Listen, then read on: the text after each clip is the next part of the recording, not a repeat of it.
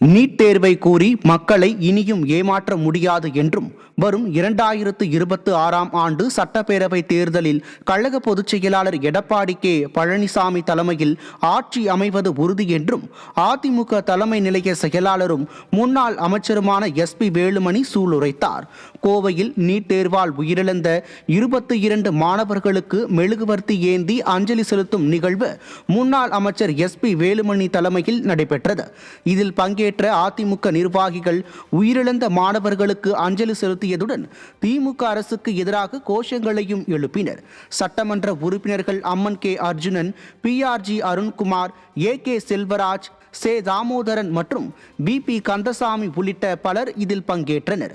இதைத் தொடர்ந்து செய்தியாளர்களை சந்தித்து பேசிய முன்னாள் அமைச்சர் SP வேலுமணி, நீட் தேர்வு ரத்து செய்யும் ரகசியம் இருப்பதாக கூறி ஆட்சிக்கு வந்த திமுக தற்போதும் நீட் தேர்வு விலக்குக்கு அனைத்து கட்சி கூட்டம் என்ற நாடகத்தை நடத்துவதாகவும் இனியும் நீட் தேர்வு கூறி மக்களை ஏமாற்ற முடியாது என்றும் கூறினார்.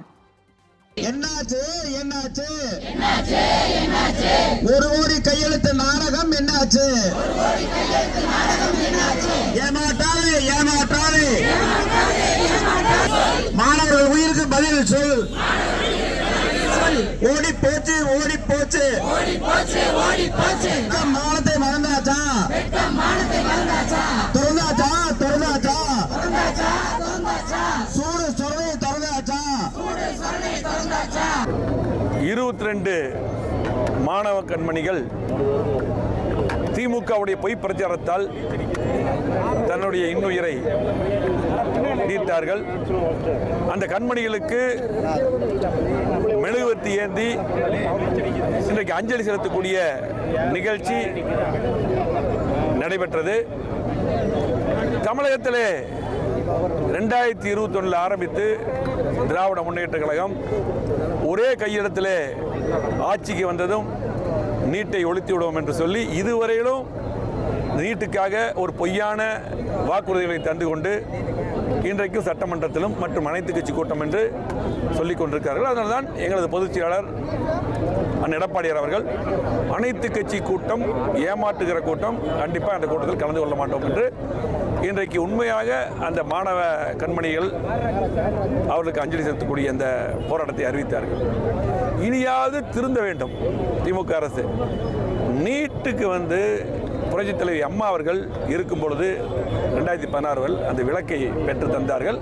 2010 தான் நீட்டை கொண்டு வந்ததே திமுகவும் காங்கிரசும் தான். குலாம் நபி ஆசாத் அவர்கள் அமைச்சராக இருக்கும் பொழுதும் காந்தி செல்வன் திமுகவுடைய அமைச்சர் இணையமைச்சராக இருக்கும் போது தான் நீட் வந்தது. ஆனால் இதையெல்லாம் மூடி மறைச்சிட்டு நீட்டை ஒரே கையெழுத்தில் எடுப்போம் அப்படின்னு சொல்லி போட்டு எதுக்கு எடுத்தாலும் மத்திய அரசை குறை சொல்லிட்டு இன்னைக்கு பார்த்தீங்கன்னா மக்களை ஏமாற்றிட்டு தொடர்ந்து இன்னைக்கு திமுக 4 வருஷத்தில் கோவை மாவட்டத்தில் எந்த திட்டம் கொண்டு வரல, எதுவுமே செய்யாமல் 4 வருஷம் முடிச்சுட்டாங்க. 5 வருஷம் முடிய போகுது. ஆகவே இனியாவது இந்த நீட் நாடகத்தை நிறுத்திக் கொள்ள வேண்டும். இன்னைக்கு எடப்பாடியார் ஒரு சாமானியர் முதலமைச்சராக இருக்கும் பொழுது நீட் விலக்கு என்பது நீதிமன்றத்தில் உச்சநீதிமன்றத்தில் வழக்கு இருக்கிறது. அப்புறத்துறை அம்மா இருக்கும்போது தொடுத்தார். அது எடப்பாடியார் தொடர்ந்து அதை விலக்குக்காக பாடுபட்டார்.